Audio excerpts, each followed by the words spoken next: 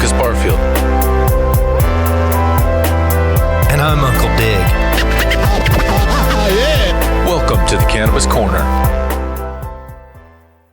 And we are back on the Cannabis Corner. My name is Lucas Barfield, and I am joined by my co-host, Uncle Dig. How are you doing today, Uncle Dig? I'm doing pretty good. How about you, Lucas? Yeah, I'm doing pretty good, man. We are having some crazy weather up here. I don't know if you've noticed that we've been having some snow, and Portland had the first snow it has had in April ever. And it's been kind of crazy. It's been in the 20s in the morning up here.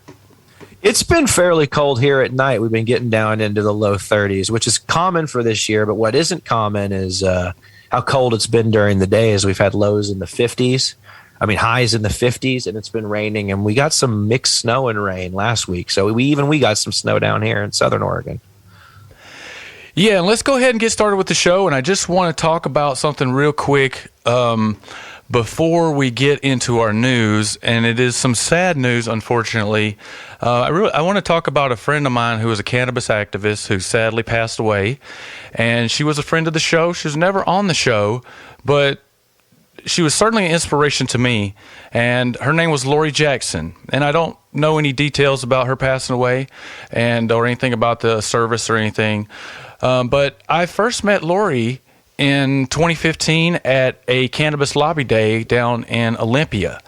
And we had some discussions, and we got her plugged into some things here in Tacoma, the local Democratic Party, which I had been doing since 2008. And the next time I saw Lori, she was at a Democratic Party meeting, and she had two big issues that she worked on. And she was an older lady. I never knew her age. But her two big issues, Dig, were Medicare for All and cannabis legalization. Specifically, your issue, home grows. And I just want to talk about her influence on those two things real quick. We have a campaign here in Washington called the Red Berets, and they make berets and give them around the country for Medicare for All. Well, Lori made hundreds of these, Dig. I don't remember how many it was, but it was hundreds that she knitted, and then she gave them out all across the country. And there's actually a picture out there online with Nina Turner of Ohio, the representative there from in the House of Representatives, wearing one of Lori's berets. And it's really cool. And then the other thing, her issue was cannabis. And when I met her, she was growing cannabis that year. She had a couple of big CBD plants in her backyard, some THC plants. And she had grown so much the years before that she was still smoking on it like 2 or 3 years later. So she was growing some big old plants, Dig. I never did see her garden, but she kind of lived out here in towards Spanaway. Oh, a little more in the sticks. Yeah, and she was growing, and she said all she would use was fish meal. She was always so proud of that because she'd be like, "My stuff doesn't have any pesticides in it or heavy metals because I just use fish meal."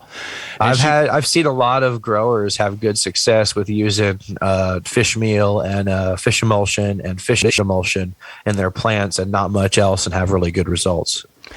Yeah, and she was so proud of that. And we have two representatives here, Representative Steve Conway and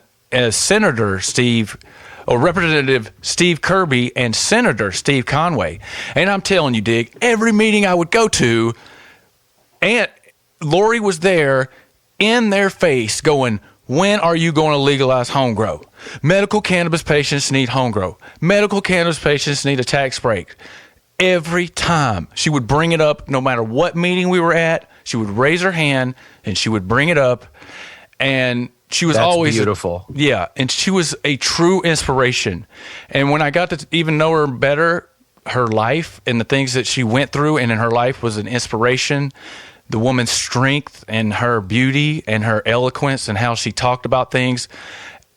I just love Lori Jackson, and I miss her. I haven't seen her since COVID started, and I have to say, I can say for sure that Steve Conway and Representative Steve Kirby are both now medical cannabis supporters, and they are both home grow supporters.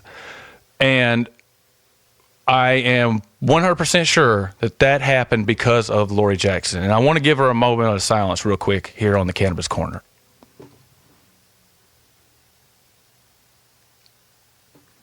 Thank you, Lori. Yeah, rest in peace, Lori Jackson. It sounds like you were a real warrior for the plant. And now, let's check the news. This is a Cannabis Sativa special report.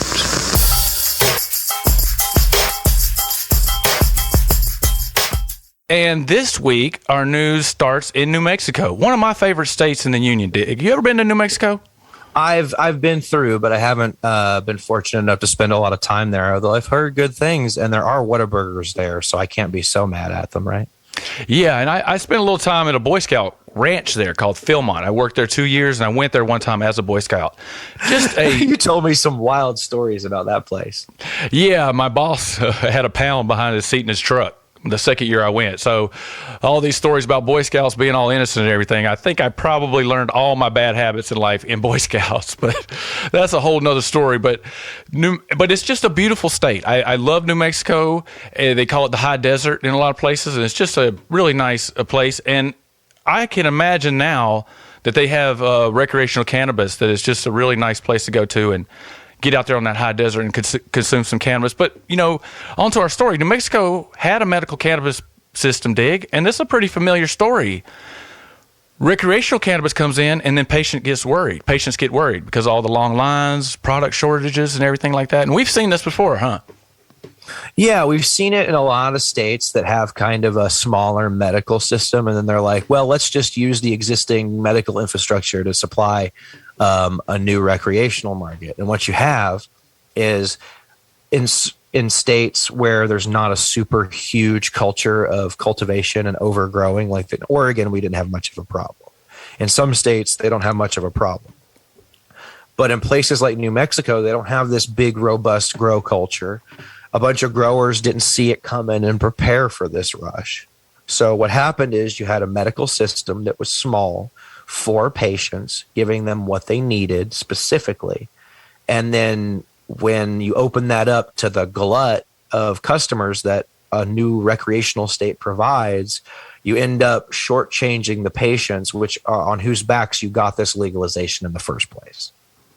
Yeah, that's kind of similar to what happened in Washington. Although we never had a rush on the stores, and we weren't ever really worried about any shortages. And this is one of the complaints the patient that was in the story I wrote said, that they were telling her, like, hey, you should keep getting your medical card, but she's like, why? There's no benefits. And so that's kind of where patients kind of land is, they can start getting their medicine as the more flower comes in, but then there's no benefits. There's no tax breaks, you can get them to the front of the line. What about increased home grow plant counts? Yeah, it's none of that. Now, I think New Mexico does have home grow. So I don't think New Mexico is as bad as some of them. But New Jersey, they just passed, they're just getting their rec law going in New Jersey. And I just saw an article today. Patients in New Jersey are worried. That's a state that's going to have problems because they have medical cannabis before, but it's not that great. And no home grows. I think New Jersey really is going to have some problems. Probably, yeah, because there's going to be a gray market and a black market anywhere you don't have home growth. Now, on to another state that we have talked about before, and that is Montana. And Montana legalized cannabis in 2020. They've been working hard on it. They had some activists try to roll it back, but it's like, yeah, right. Whenever you get it, it's going to be like we talked about last show. When you do get rights, especially something like this is making the state so much money, it's going to be really hard to roll it back. And what a showing in Montana for the first quarter of the year cannabis sales. What is it, like up over $79 million? $73 million so far this year alone, Lucas. It says here that with nearly $15.9 million in sales, medical came in at 9.8. Montana providers have sold $72.9 million in cannabis products. So it's just crazy. Just in the month of March alone, $15.9 million in sales. Now, what I will say is a lot of old heads, would kind of want to go to Montana, but we wouldn't because, it's all fun and good. It's all beautiful and anything, but it would kind of not be great to go and see all this beauty and not be able to enjoy cannabis. So I think what is happening is everyone is getting hip to the fact that, hey, I can catch a flight into Montana, go enjoy the great outdoors, and now I can get high there. And I think that's a big draw. Yeah, and that's one thing they were saying, that right now tourism is contributing to Montana because they have tourism all year round, but big time tourism has not hit yet. So I think in Montana we are going to see even bigger numbers. And like you said, and like I was just talking about in New Mexico, it's really nothing like consuming cannabis out in the outdoors. So I think you're right. I think it's just going to grow in popularity, and Montana is going to become one of those big states that going to surprise everybody when it comes to cannabis. Yeah, I think it really will. All right, so we're going to get on to our next story is in Mississippi and another state. We're just doing all these updates on states that we covered before and bringing the audience up to date with what's going on in them. But, I'm really happy with this story because I'm from Alabama. It's right there by Mississippi.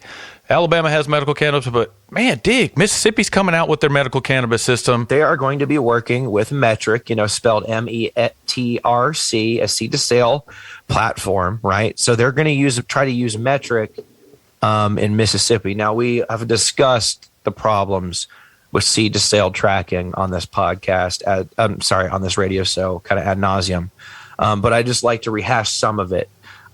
Anytime that they roll this out anywhere, it never works. And I'll prove it to you really quick. Does Washington State have a deferment problem? Yes. Well, there you go. Metric doesn't work. So Metric is a dumb expense. It doesn't work. It's there strictly to make regulators comfortable. It doesn't actually provide any useful data because as soon as you enact it, people immediately figure out how to go around it. So it's pointless. Now, some of the things I also see is there's still some local drama. So cities and counties have a May 2 deadline in Mississippi to determine if they will opt out of the bill. So they are able to opt out. And a lot of people so for example, Horn Lake's Board of Aldermen has already said it will opt out from the program as it works through zoning issues. So like a lot of people are already trying to find backdoor ways to opt their like areas out of it. And they're trying to find reasons other than being anti-cannabis to do it. And so you're going to see more and more of that as their normal arguments. They're like puritanical and backwards don't work. They're going to try to go through weird backdoor zoning laws and stuff like that to keep cannabis out of their areas. Yeah, that is interesting. Yeah, the seed to sale thing, it was just a whole big waste of time here in Washington State. I did an article on that. I think they spent like almost $2 million, but it's probably way more than that on that thing. I did a FOIA, Freedom of Information Act request on that to see how much they were spending, and they kind of slow walked it on me, Dig. They were sending me, sent me the figures on it, $2 million, but then they kept sending me like emails for like 2 years with all the backup documents. So it was just a whole big waste of time. And like you said, everybody just gets around it. We'll see what happens in Mississippi. One of the things I found fascinating in Mississippi, though, that is not in a lot of states, and I'm kind of surprised it's in Mississippi, is this whole thing with what's called reciprocity. So if you and I go to Mississippi, which I'd be actually a little wary to do this, you can get 2 15-day passes per year to be like a guest medical cannabis patient. So you can get that pass and go to Mississippi dispensaries and get medical cannabis. I found that fascinating. That's cool. Oklahoma does something similar, but I think they give you more than like 15 days. I think it's like 99 days or 30 days or something, but you got to do it in advance a ways. Yeah, I think Hawaii has something similar too. And I wanted to comment too on Mississippi's qualifying condition list, the list of diseases and illnesses that you will have to be able to get a medical cannabis card. That too is significant and very long, and a little bit more thorough than Washington State even. So, it does have problems. Of course, it is Mississippi, so it's not going to be the best thing in the world. You got to go back every 6 months. Oh gosh, that's same with Florida, but it's only $25 a year for your card. Oh wow, that's a cheap medical card. Yeah, but you got to make a doctor's appointment though, twice a year. So that might run. And it's one. I want the audience to listen to this. They say that it has to be a doctor that you quote unquote have a bona fide relationship with. Do you know where that language came from, Dig? Straight out of Washington State. 5052. It's the first time I ever heard that. Y'all don't have pot doctors there. No, that's the first time I ever heard that. That's a see, listen. The only reason you have to pay a doctor is to get a piece of paper that says it's okay. Listen, medical cannabis is like most cannabis use is medicinal. The reason the doctor's there is so the state can say it's medical. We all know it's medical. Like,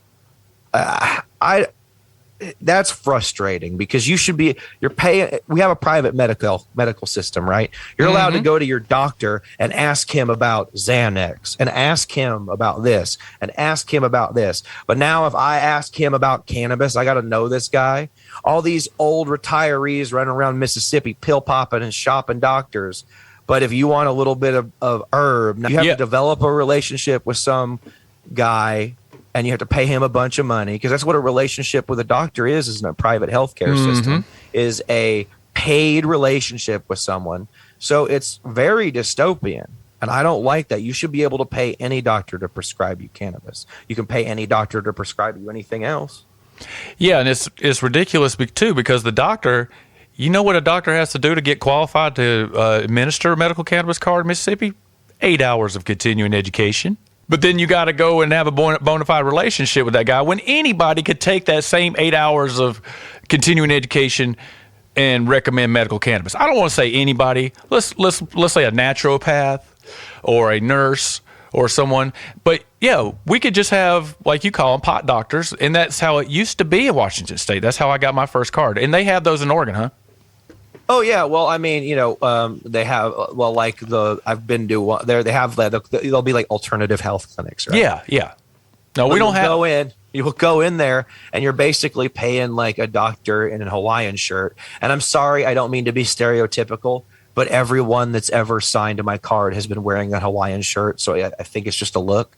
But you pay a doctor in a Hawaiian shirt. But see, I've had the same pot doctor for 5 years. Yeah, me too. Well, since 5052, it used to be there was one downtown. It was right by my dispensary, and I just go in to get my card and then walk right into the dispensary and down in Opera Alley in downtown Tacoma. I just love that place down there. But when 5052 hit, I got really lucky, and I found a place over here in UP, and I go to them every year, but it's always been expensive. It's like $150, $120, $100. It's $175. Oregon recently passed something for veterans who are disabled like me. So I think my pot doctor made his last $175 off me because I think if I keep my paperwork continuous, I can just keep refiling with the state. It's assumed that the conditions I qualify for aren't going to get significantly better.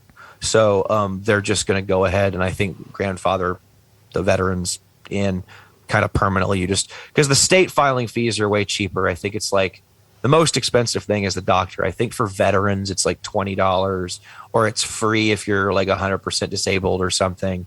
And then, so I don't end up paying the state very much. It's just doing paperwork, which I don't mind doing. Yeah, it's the same here. I have to go in every year and get registered. But I wish they would do a permanent medical cannabis card too, because like you, my disability being blind is not going away. And so I keep having to pay this money every year and being like, for a substance that I have literally used since I was 19 years old that makes me feel way better and I can get through the day as a blind person pretty much no problem with the help of medical cannabis. And it's very helpful. I got to go every year and ask some guy to let me use it. Like we said, it's all about the money, Dig. They want that system. And in Washington State, we talked about this last show, they don't want you to have medical cannabis. They want you on the pharmaceuticals, medical cannabis patients. You're a faker. So, yeah, I understand that argument, but I don't. Like you pays your money and you get your drugs. That's how our medical system works. So I don't know why I just don't know why in 2022 where people are getting denied life-saving care because they don't have money, why we're pretending there's any ethics to drugs in America other than I pays my money and I gets the drugs I want. So if you want cannabis to treat your issue, then you pays your money and you get the drugs you want. That's America, right?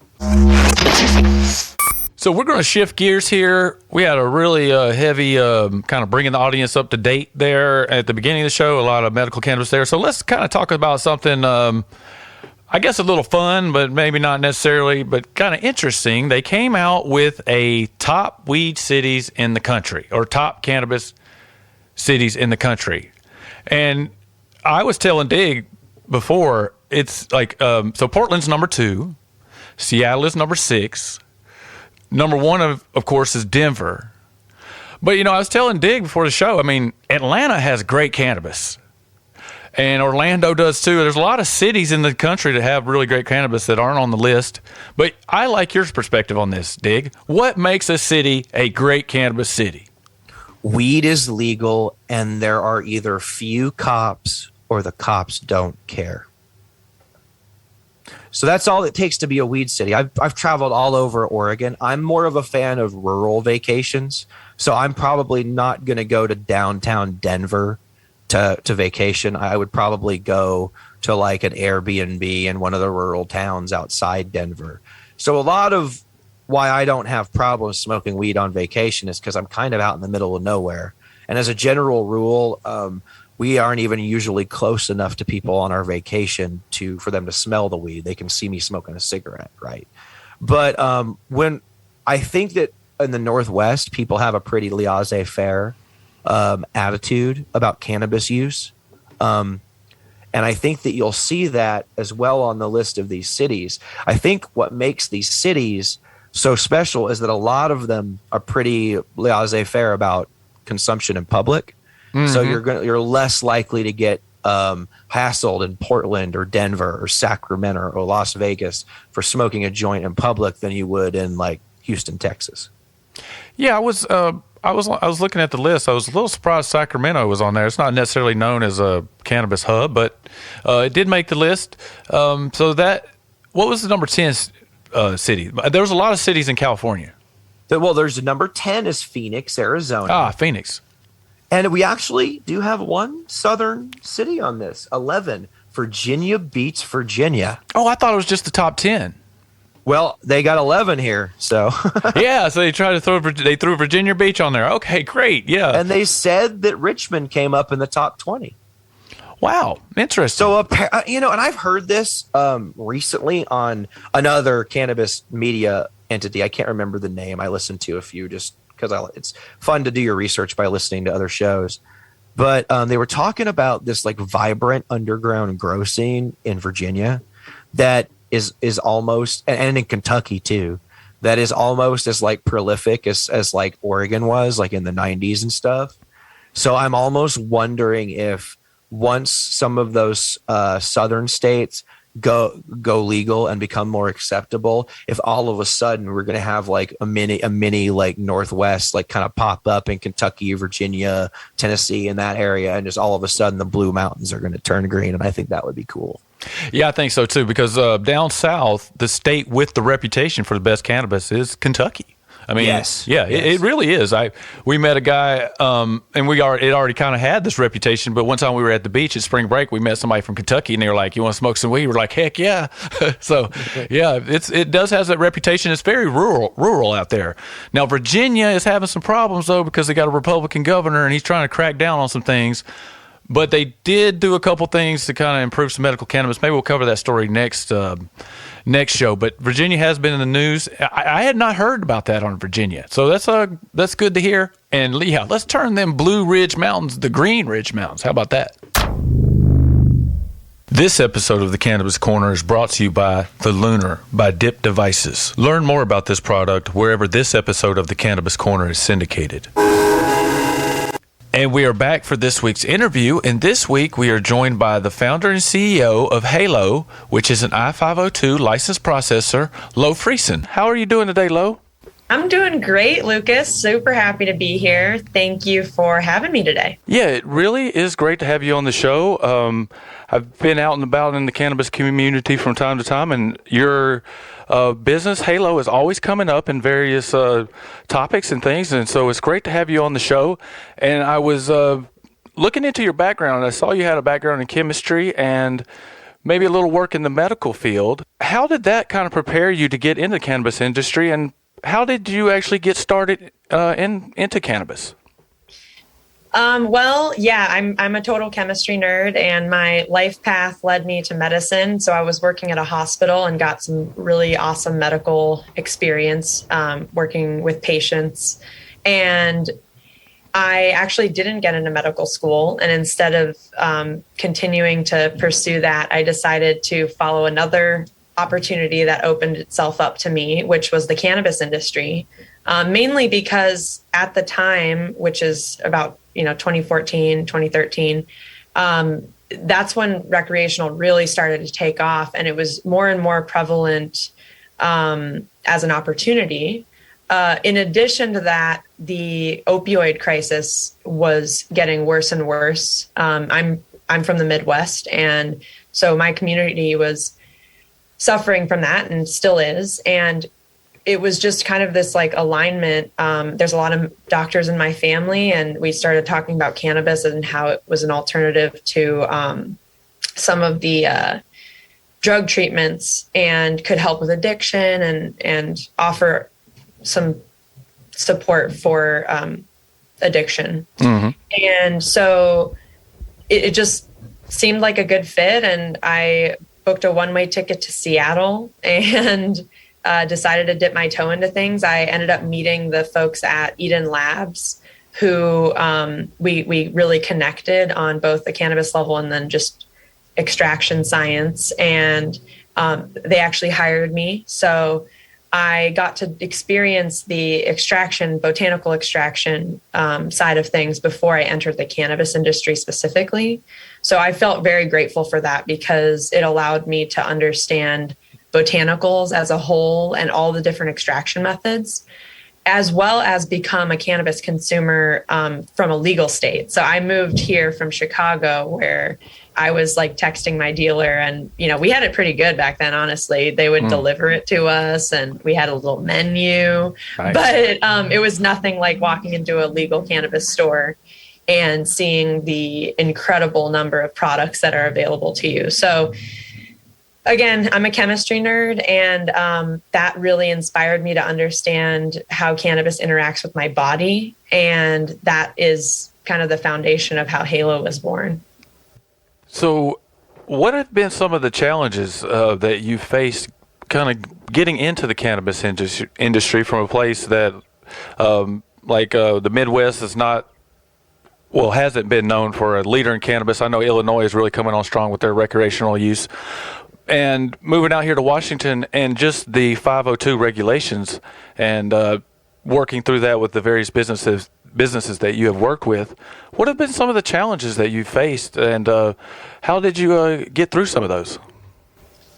Well, getting licensed in the state is not easy, and I had some speed bumps. I didn't necessarily intend to start my own business here. The goal actually has always been to bring cannabis experience back to my hometown in Ohio. And but as I got into this industry and started learning more about the products that were available and what was lacking, I really figured that my experience, my chemistry background, could really lend itself to providing better products for consumers. So I had some challenges were, business conflicts. Like I was going to go into business with somebody and that didn't work out. And then I found myself able to purchase a license. It was a really good, good opportunity that presented itself. But entering this market is a little bit intimidating, especially in Washington, because there's just so many products available and it's hyper competitive. So getting our branding and our story and like our why of why we're here and doing what we're doing was really important to me. And that's where we developed our mission. So Halo's mission is to help anyone get more out of life using our cannabis products. And so I had those business conflicts. I had a trademark issue. I had to change my name pretty early on after launching in the market.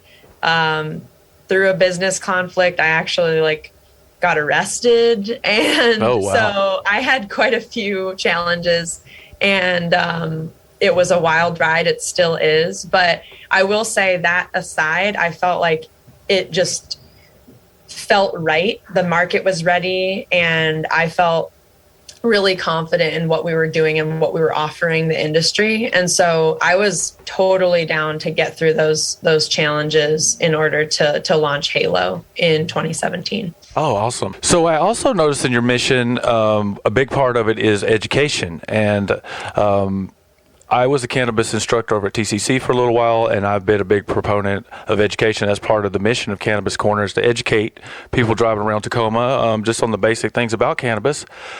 So why do you think is it important that a brand like yourself that is pretty big in Washington State puts it right up at the top that education is one of their most important things to pay attention to?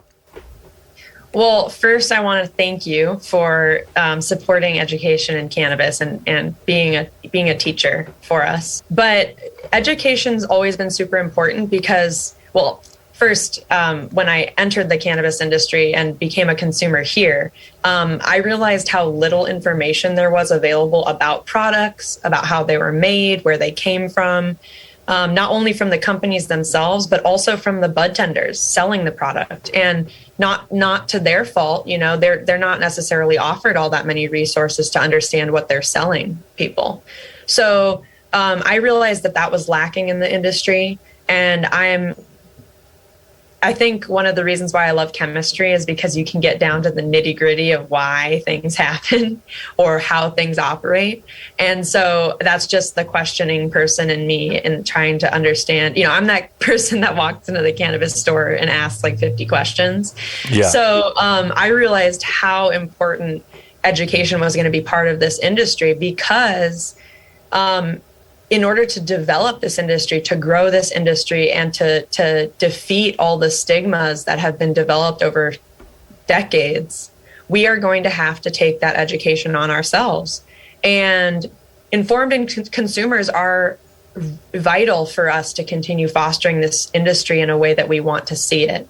And an example I always bring up is that society is very familiar with alcohol, you know, how to use alcohol, how it makes you feel. We see, you know, we grow up, you know, understanding how it affects our parents maybe, or seeing it in movies.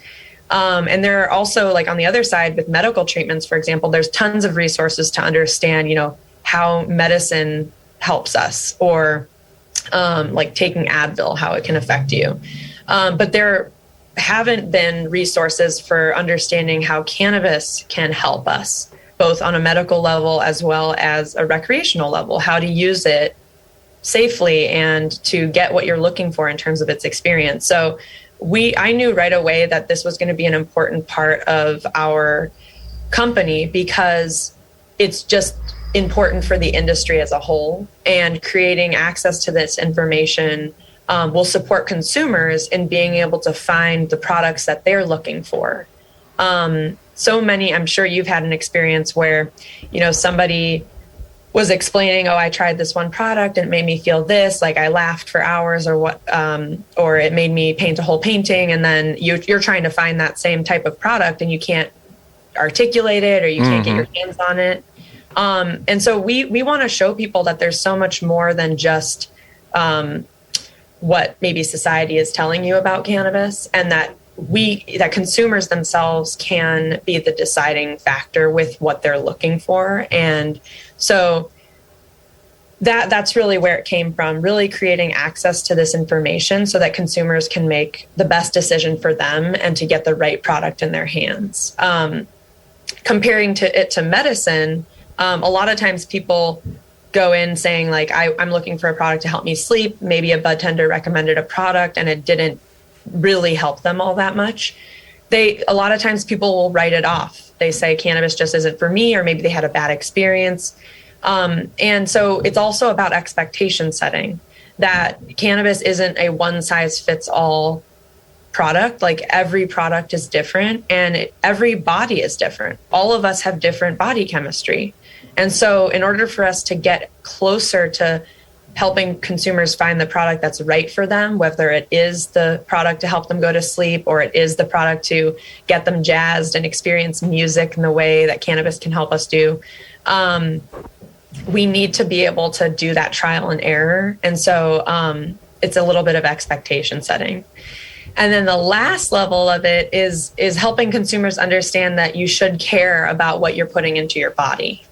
And I think that will lead to our conversation around transparency, because if you care about, what food you're eating, for example, you should care about what products you're inhaling. Yeah, and that does segue really great into my next question, which is about transparency. And it's kind of well known that consumers' biggest issue with the CBD market, and we can kind of see this a little more broadly across the United States because it's legal all the way in all the states. So more people are using it, and so then you got more feedback, more complaints. But one of the biggest things is the labeling and transparency, and people just don't understand it. They aren't sure what the label means, and we get back to the education piece.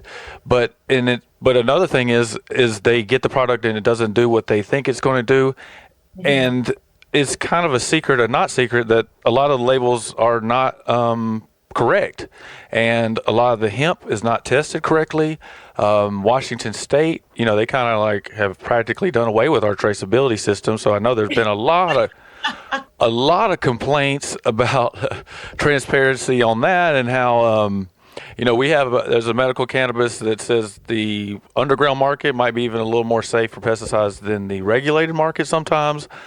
And so let's just talk a little bit about transparency, and how do you achieve that? How do you really achieve transparency when we were just mentioning that people aren't necessarily educated on the product? Mm-hmm. So how do we achieve transparency in something that has traditionally been kind of swept aside, and a lot of people don't want to know about it, and it can get a little complicated? Yeah. Well, traditionally, this industry has been kind of like shrouded, kept in secret. You're talking about the underground market that does still exist, but it's been shut off, right? Because we had to conceal it. But now we're in a place where being transparent and showing the general public, what it takes to produce these products, these great products, and in a safe way, it is vital for us to continue to grow as an industry. And so that lends itself to the fact that, speaking back to the education piece, people just don't know enough about cannabis. And so being transparent is a really great way to create trust in our community. And that's what we need for this industry. The regulators have an agenda and their goals with the program, but they're not necessarily supported, for example, by the federal government, right? We're still an illegal industry in the federal government's eyes. And so, they're doing the best they can and making changes all the time. But the regulations aren't necessarily set up to foster an industry of transparency. You mentioned labeling, especially with the CBD products. We don't know, they're not required to test their products. So you don't even know if any CBD is in there. There's a lot of gray area in terms of how you can advertise the product, or what information you can put on the product itself, because it's gray area whether or not CBD products are even legal to sell, right? Mm-hmm. in this country. And so it's doing us a little bit of a disservice because we're not required to do a lot of that. And so, again, we just have to look out for the best interest of our consumers and the best interest of our industry. How are we going to progress together in a positive way? Where do we want to become? Who do we want to become as an industry?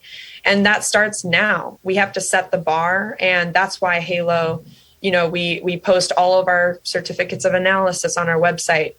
We've been pesticide testing and spot checking heavy metals for years. And that's because I think my chemistry background helps me understand, that this is a very complex product. It's a complex plant. When we extract it, it becomes more complex. And so we have to take that step and go above and beyond what we're required, because what we're required to do isn't enough. And so transparency comes down to just that, sharing what we know as much as we can. And that I mentioned our certificates of analysis, the testing that we do to make sure the products are safe. That involves certificates and testing, but it also involves focus groups, having people try the product before we put it out to make sure that it fits our standards, both from an experience level and a flavor level. Does it taste like cannabis? And then also it allows us to be held accountable, and consumers can drive that. If consumers are expecting and requesting transparency from their manufacturers, then we have to be transparent. And so we hope that we're setting the bar. We offer tours of our facility to the public so that you can see the behind the curtains and how all that we put into making the products that we make. And you can ask us questions and take pictures. I mean, it's an amazing experience to see the magic behind cannabis extraction. But that is our commitment, our consumer contract, to offer education and to be transparent. And that starts with, the information that we share on our website, but also down to the packaging. You mentioned labeling and how important that is and how convoluted it can become. Well, we try to simplify it as much as possible and create access to as much information as we can so that you can find what you care about on our packaging. But yeah, generally consumers have a right to have access to this information. And then the next level of it is bud tenders, the people behind the counter that are there to help serve you as a consumer and find the best product for you. They're not always able to have that transparent conversation with suppliers. And so we consistently make sure that we're available to the bud tenders. We have a certification program that bud tenders can take about not just cannabis information as a whole and cannabis science, but also Halo and like the intricacies of what we do, so that they know exactly they can answer as many questions as they can for consumers and provide as much information as they can using our certification program.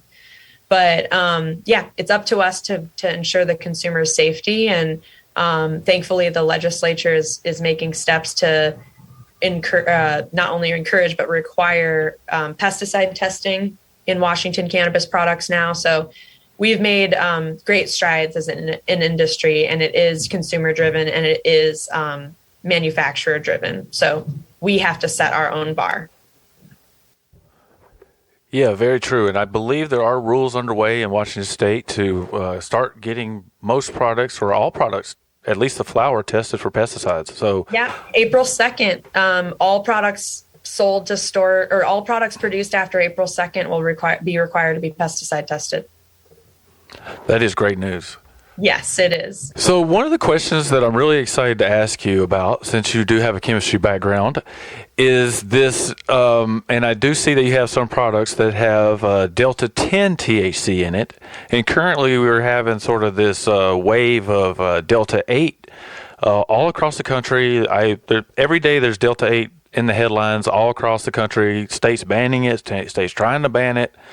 So and then of course the main event, the cannabinoid that everybody purchases in the stores is THC, which is Delta 9 THC. So tell us a little bit about, and maybe just real quick, in short version, explain what all these Delta 10s, 8, and 9s actually mean. Yeah, you did an episode on Delta 8 and all the crazy legislation that was happening. But basically, so you mentioned it. Delta 9 THC is what the plant naturally produces. And when THC is the molecule that we're talking about. But there are some, chemically it's the same, but there are different changes that can happen that will basically create a different shape for it. And so when each of these different forms, Delta 8, Delta 9, or Delta 10, interact with our endocannabinoid system, our receptors, because they're different shapes, they fit into those receptors differently, which then triggers our body to react differently to it. So Delta 9, we're very familiar with it, know and love it. It gives us that bliss, that euphoria feeling, that typical cannabis high. Delta 10 is completely different. It's not as intoxicating, but it is supremely energizing. So that's just something to note about it. It is like 3 shots of espresso. Oh. And then Delta 8 is, I would say, we don't produce any Delta 8 products. Delta 8 isn't that special to me. It doesn't offer as unique of an experience. And that's really what we're trying to capture, these unique experiences that cannabis can provide. The other thing about Delta 8 is that oftentimes you're finding products that are produced from CBD that are using harsh chemicals to convert CBD into Delta 8. So that's a chemical synthetic conversion. The way we produce Delta 10 is actually through just temperature and pressure. So we're taking our Delta 9 THC that we extract through our CO2 extraction process and taking it through an extra step, exposing it to temperatures and pressures that convert that Delta 9 into Delta 10. And so our product that we have on the market is called the New Workout Plan. And the reason is because it will get you jazzed and ready to go for your workout or anything you might need energy for. Maybe it's to clean your whole house one day. But it's a really, really awesome experience and a different way to experience THC. So that we never used chemicals to convert that product. It's all temperature and pressure, which we're really proud of because a lot of folks think you have to use these solvents, and we're here to say that you don't. Good to hear. Yeah, so thanks for that information on the Delta 8 and Delta 9s and Delta 10s. It really can get a little confusing. I was talking to a friend recently back east, and he was asking me about it because it's all around in the gas stations and everything. And a lot of people have questions like, what the heck is this? So I do appreciate you shedding a little light on that. So the next question I want to ask you is about supporting the LGBTQ community in the cannabis industry. And I was recently at a conference, a full spectrum conference put on by a mutual friend named Neil, and he has a nonprofit called the Full Spectrum that supports LGBTQ in the cannabis industry. And a drag duo stopped by the conference and was mentioning they were working with you and working on some common goals to support LGBTQ in the cannabis industry. Do you want to just talk about that for a minute? And how important is it for the cannabis industry to support our LGBTQ neighbors? I am so glad you brought up the Full Spectrum group. Neil's doing incredible work creating access to like educational funding and supporting the LGBTQ community with cannabis information. The LGBTQ community actually helped cannabis legalization and creating access to cannabis for medical patients. It also gave us credibility. It gave the industry credibility for treating symptoms. It started with the AIDS epidemic and how cannabis can help with symptom treatment for AIDS patients. And Dennis Perrone was one of the folks that helped get California's Prop 215 to market. And another thing I learned actually from the Full Spectrum is that the LGBTQ community is 2 times as likely to use cannabis than the straight community. And so we have to support this LGBTQ community because they helped us get where we are today and understanding how cannabis can help us medically and even recreationally. So it's easy for us to do that, to support groups like Full Spectrum. You mentioned Lucci. We actually have a cannabis product dedicated to them that'll get you ready to dance, ready to create, ready to love. And that product supports the Lavender Rights Project. Love is Love is another product that we created in conjunction with Play They for the first year. And then the second year we did it, we supported Peer Seattle. And the purpose of these products is really to highlight this community and different ways that we as consumers can support the LGBTQ community. And then, of course, creating familiarity around trans lives and different ways that cannabis can be used to create a community to gather. Cannabis as a plant has for centuries been a community-oriented plant and a place for us to share experiences and support each other. So we're very proud to support the LGBTQ community, and it's a no-brainer because they helped us get to this legal industry that we have today. Yeah, I totally agree, and I really appreciate your work and Neil's too on this topic. Yeah, and I want to highlight that they didn't, the LGBTQ community, during the AIDS epidemic, didn't just serve the LGBTQ patients. They served all patients and created a very open environment for people to feel safe and to understand how this product and plant could help them with symptoms. And so I commend that the LGBTQ community for, serving their community, but also recognizing when others are in need and welcoming them as well. Yeah, that spirit really was alive and well when I first got into medical cannabis in Washington State back in 2013, 2012, around in that time. That spirit, I can say, definitely carried up through the medical cannabis dispensaries that were a direct line back to that time, because San Francisco is not that far from here. And so it really, that spirit was in medical cannabis when I first came into it, that you could help everybody with the plant because it was so abundant. And so it was really a way to help everybody. So I'm really glad you brought that up. So I also noticed on your website you mentioned Halo respects the plant. So what do you mean by that? I see that around a lot. Well, when we decided to create vapes, we started to understand why people don't use vapes, which was really because, I kept hearing vapes just don't do it for me. It's not the same as when I smoke. And the reason is because for so long, everybody's been focused on just THC and creating as high a THC product as possible. And that's specific to extracts, but for cannabis plants as well. And so what was important to us when I produced these products in the beginning was to do as little processing as we could so that we could keep all the goodness from the plant that we could and put it into a vape. And so that means not just talking about THC, also bringing along the other cannabinoids, THCV, CBG, CBD, and the terpenes that give it that flavor, but also they kind of steer your experience, and everything else that's in there that we don't even know about yet.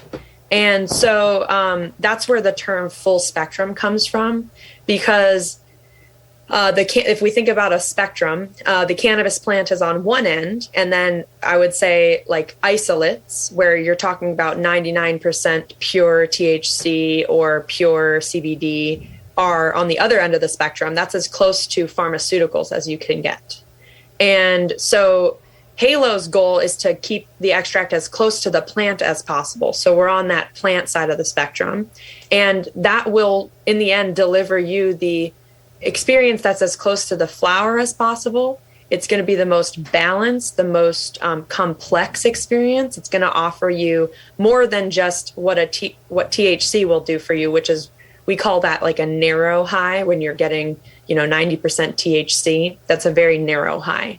When you experience a Halo vape or smoking flower, you're going to experience that full holistic experience where you're going to say, I felt energy, but also focus and motivation and excitement, or I felt, relaxed, but not sleepy, getting a feel for how complex the experience can actually be. So that's one part of it. Another part of respecting the plant comes from the fact that we don't currently grow our own cannabis. We source it from a variety of growers throughout the state. And those are partnerships, because we want to work with growers that put as much love and care into the production of the plants as we do into the extract. And we're proud of the growers that we work with, because their goal is to allow the plant to flourish. Most of them are outdoors and express their true potential and their true genetics. And that's where we get those complex cannabinoid profiles and complex flavor and terpene profiles, because these genetics are able to not just focus on THC production, but fully experience and express their genetics. And so the plant does that. The growers grow that for us. And then we take the flower and we extract it using our special method, which is CO2 extraction. And try to do that chemistry that the plant created naturally. We try to do it justice by keeping as much of it in there as possible. I want to talk about one of your products, the CB Jesus, which I think is an amazing name. And I am a hemp processor, and I do roll CBG blunts. And I've been working on this for a while, project for about a year now. We're starting to roll those out, but I've never been familiar with CBG until recently. Mm-hmm. And I am finding it just an amazing cannabinoid. And this product that you have extracted and made is just really interesting, and it has a lot of THC in there.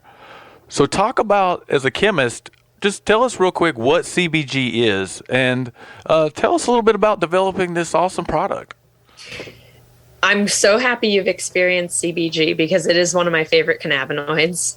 So CBGA is what the plant produces as its basically like beginner cannabinoid.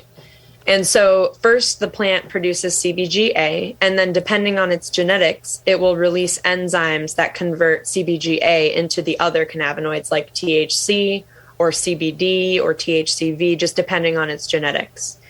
And so we call it kind of the grandmother of cannabinoids. Now, historically, like in ancient times, cannabis had a more balanced chemical profile. So THC, CBG, CBC, like all of these other cannabinoids were kind of more balanced as opposed to high THC. So it's really cool to see the rise of these other cannabinoids coming to the surface again. But CBG is, there are some varieties of cannabis and hemp that produce more CBG than others. And so we found some products that had higher quantities of CBG. And before we were able to find scientific evidence of this, we realized how impactful CBG is when you have it in conjunction with your other cannabinoids. CBG helps mitigate the negative side effects of THC, like anxiety, or it's actually, I think it's about 100 times more potent on anxiety and depression than THC or CBD. Oh, wow. So there's more and more science coming out about CBG and its effects because of how effective it is. And if you just have CBG, it will not get you high. It's not intoxicating.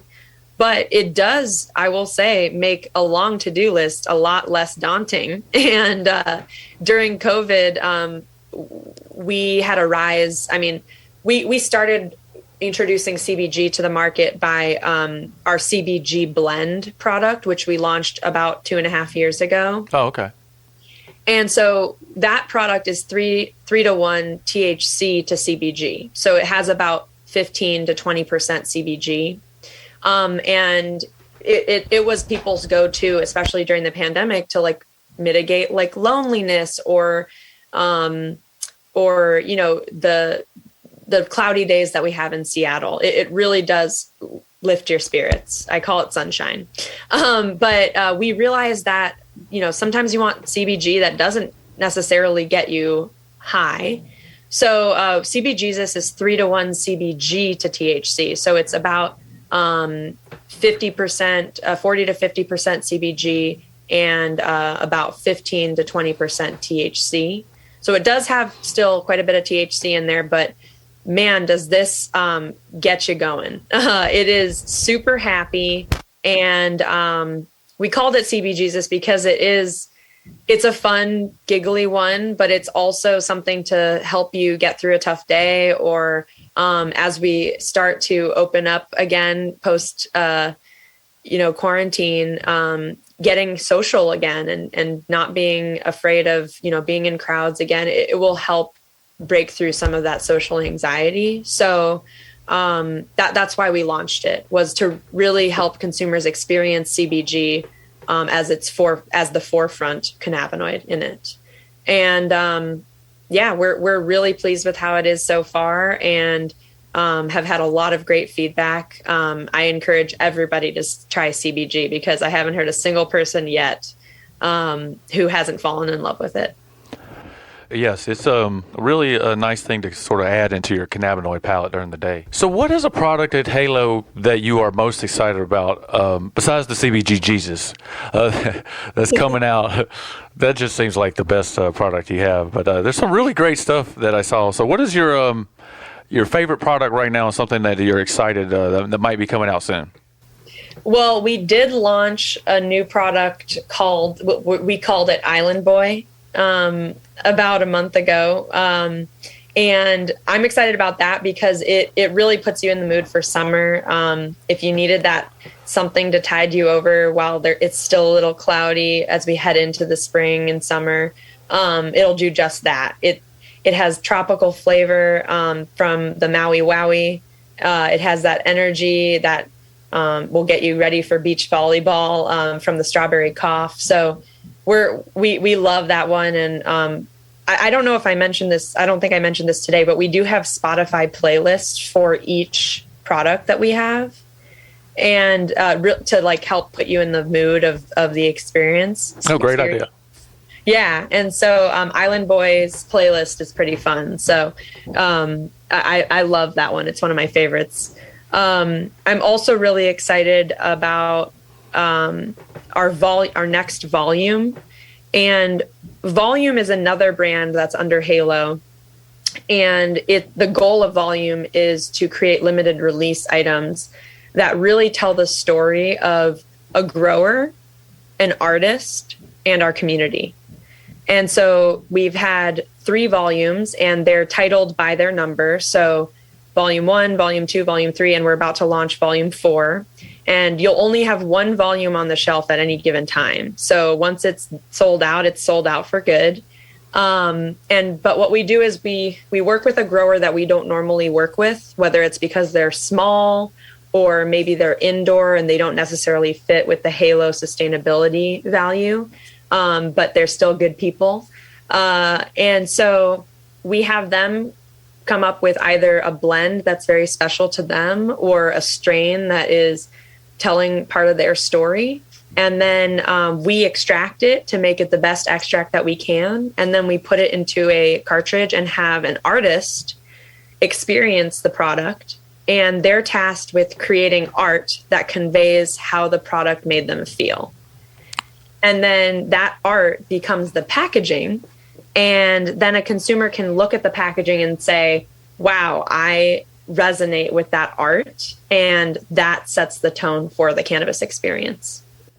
Oh, that's really awesome. And I really love to hear that, connecting your brand back down into the community and staying in touch with what's going on with you locally right here in Washington State. Mm-hmm. Because I wanted to mention on the playlist, one of my favorite brands, and I haven't even tried it, but just a natural favorite, Jerry Garcia's the Garcia Handpick. They also have a playlist too, and so they'll put a couple dead songs to go along with their different strains coming out and stuff. So nice. Yeah, it's really cool. They have it now. They just moved into Oregon, so I'm hoping that they'll slowly creep up here to Washington. I might have to take a trip down to Portland to just grab a gram to try it one of these days, but we'll see. Yeah. Well, rumors are out there, so I wouldn't be surprised if it came to Washington. Oh, awesome. Breaking news. Just a rumor. Yeah, so that's... But yeah, we art and cannabis and music go so well together, and it's just been a really great way to connect that community, the cannabis and art community. And so Volume 4 will be coming out in the summer, and we usually have a launch event for that and have the artists there so they can talk about their work and how they use cannabis to help them get creative. So it's a really fun project that inspires consumers to buy cannabis in a different way too. So they're buying the cannabis for the art and for how that resonated with them, as opposed to THC or a strain name, for example.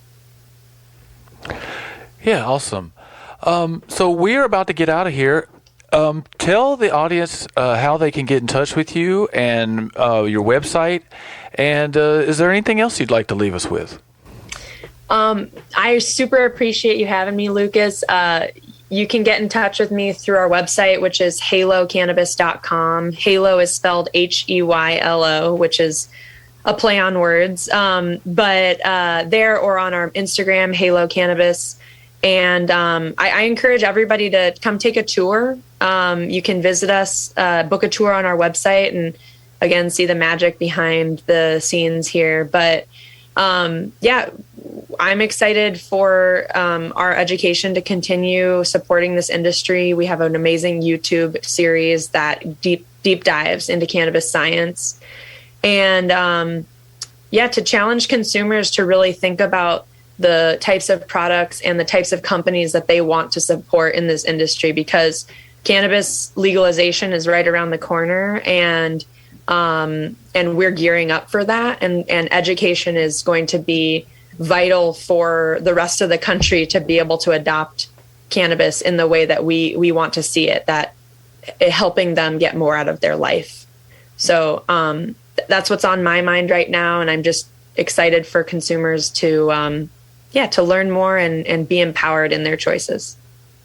Well, thank you so much for being on the show, Lo. Thank you, Lucas.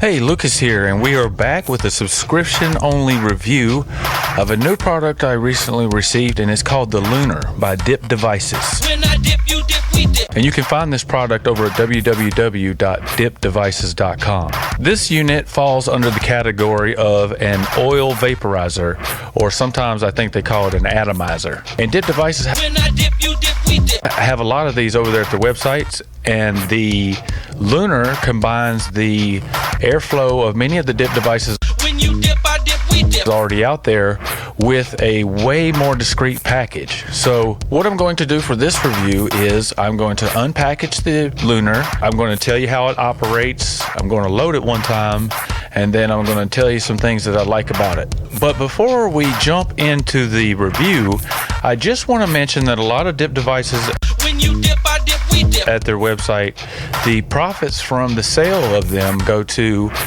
different charities. And this one in particular goes to the National Diversity and Inclusion Cannabis Alliance, the NDICA. This organization provides cannabis mentorship programs, education, vocational training, and youth empowerment programs. So every time you buy a Lunar, some of the profits go to the NDICA. Good on Dip Devices When I dip, you dip, we dip. for doing that. Let's go ahead and take a look at this great product here. So I was really surprised to find that it came in a really small box. It wasn't super big on the packaging, but it was just enough, and so you could pull it right out of the box, and there it is right there. And it is a small pen-like vaporizer. So if you can imagine the ones that have the battery where you screw in the cartridge, I'd say it's about twice as big as that as far as the diameter goes. And this thing, you guys, is really easy to use. What you do to use it is you just take off there's like a cap that just pulls right off, and there you have the chamber, and the chamber is not super deep, but it's deep enough to put in. I usually load it with about a BB size piece of wax, or maybe just a little bit bigger. But one of the things about these oil atomizers that I have discovered is that you don't want to load it too much or to clog at the air intake. I have not had that happen with this Lunar vaporizer yet, but some of the other ones, it will happen. So you want to be careful with that. So once you load it up, and so what I'm going to do is I'm just going to load this up real quick. I have some blueberry wax here, and I'm just going to take it out of the container. Washington State has these crazy Mylar bags that everything must come in, so it's really hard. Sometimes just way too much packaging. And so it's one of these wax containers that has the wax paper on in the inside, and it's just kind of poured right there on it. And I got still a little piece of this blueberry wax, and what I do is I just break off a piece about this size, and then I roll it up, like I mentioned, about the size of a little bit bigger than a BB. And then you can just take that and you drop it right into the chamber there, and then you can just put the lid back on. Boom.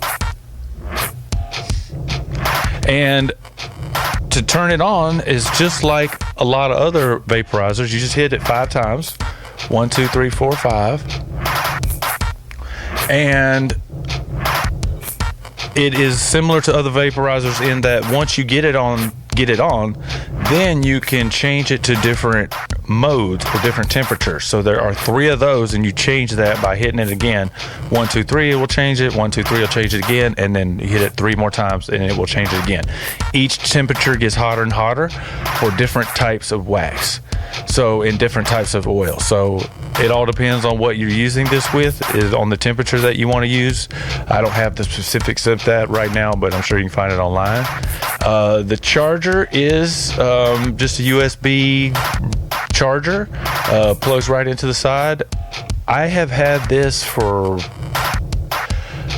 I think a month and a half or 2 months, and I've only charged it twice. So it has a very long battery life.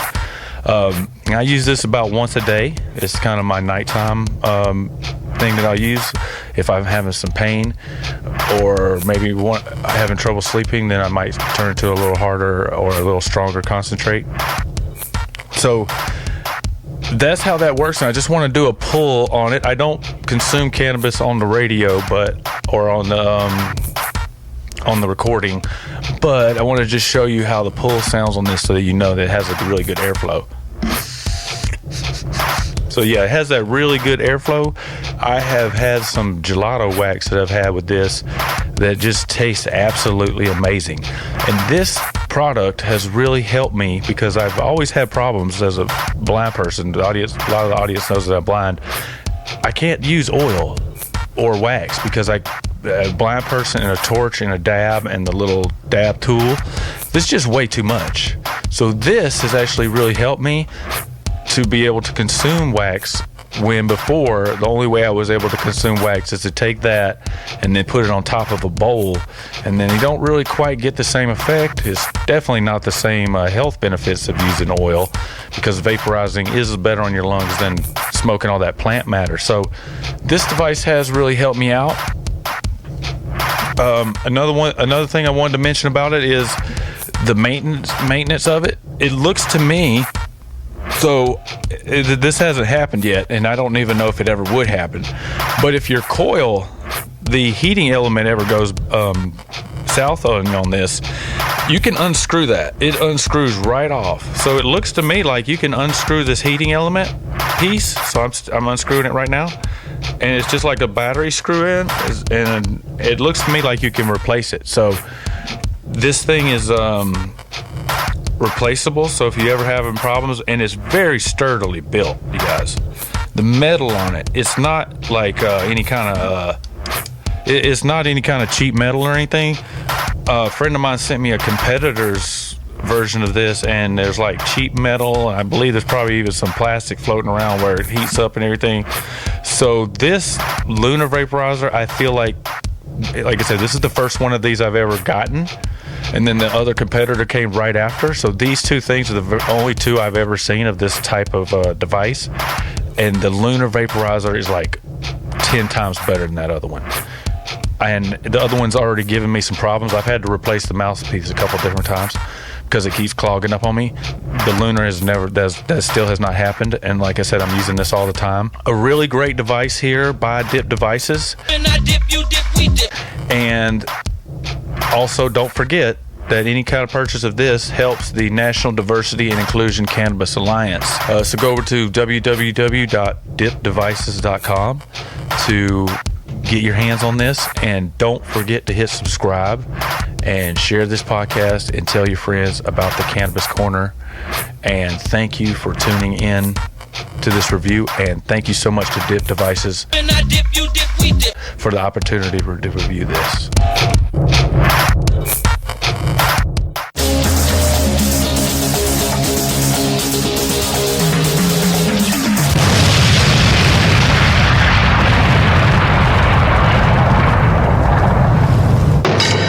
All right, so now we're going to get on to our It's a Buzz segment, and this It's a Buzz takes us down to the border. And I just want to talk about real quick and highlight how the continued drug war makes dangerous situations for people. And in this case, we had a couple individuals that actually tried to smuggle cannabis across the border in a very interesting way. What were they doing, Dig? So, so they were the Coast Guard seized 155 pounds of marijuana Wednesday, April 6, 2022, near South Padre Island. So the Coast Guard crew members saw 3 people swimming across the Brownsville ship channel at 2 a.m. with bundles. Now, I gotta say, Lucas, if you've ever been down to South Padre, it's a party place for like kids in Texas, a lot of kids in South Texas, Southeast Texas, down near Corpus Christi and Houston and all that area, all that swampy, like wet area, go down to South Padre to party. And if you know anything about the Brownsville ship channel, it is disgusting.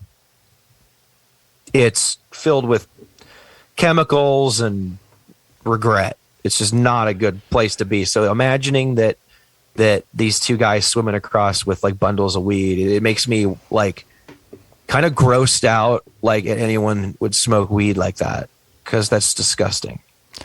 Yeah, one of my oldest friends died of flesh-eating bacteria that he got from crabbing in the water in Brownsville. Ugh, I'm sorry to hear that. Yeah, that's a whole nother story there. But yeah, it's a very disgusting area sometimes when it comes to the oceans down there. And, this is another situation where we were told that these kind of things were going to stop happening when legalization comes, but it just hasn't happened because, as we've mentioned, that piecemeal nature, cannabis still is illegal in Texas. So it's a lot of profit to be bringing those 155 pounds across the border there in Texas. Oh, and I would like to say to any of my Texas compadres down there that would like to keep weed illegal, the more states that legalize in this country, the more cannabis that's going to go into Texas, whether you like it or not. That's all I'd like to say. Yeah, it's just going to keep coming in. Back in the 90s, we knew you could go to Texas and get an ounce for $10 in El Paso. And you could get pounds for like, who knows, like $500 and stuff. So that was like 1990. I will say, if you have access to safe, regulated cannabis or a good homegrown cannabis, you definitely should consume that, not any cannabis you can get in Texas. Yeah, absolutely. So we really need to end this drug war and get this thing regulated so these kind of things can stop happening, because more police, more people being unsafe, and more tainted cannabis. If that actually 155 pounds would have made it across, yeah, like you were saying, it's really disgusting. Who knows where that would have went? I'm looking at these bundles like they're watertight in theory. I wouldn't want any weed out of that. Yeah. So that is our show for today, and we are about to get out of here. I hope you have a good week, Dig. You too, Lucas. If you have questions or would like to comment on the show, you can reach us at thecannabiscorner840@gmail.com. To listen to back episodes or to subscribe to the show, find us all across the internet by searching The Cannabis Corner. How can folks get in touch with you, Dig? Yeah, you can find me on Instagram at Uncle Dig, and you can listen to my podcast, The Bagseed Chronicles, wherever you get podcasts. Thank you to Radio Tacoma and KTQA for their continued support. I'd also like to thank Aaron Folsch for his production assistance. And finally, thank you for joining us on The Cannabis Corner.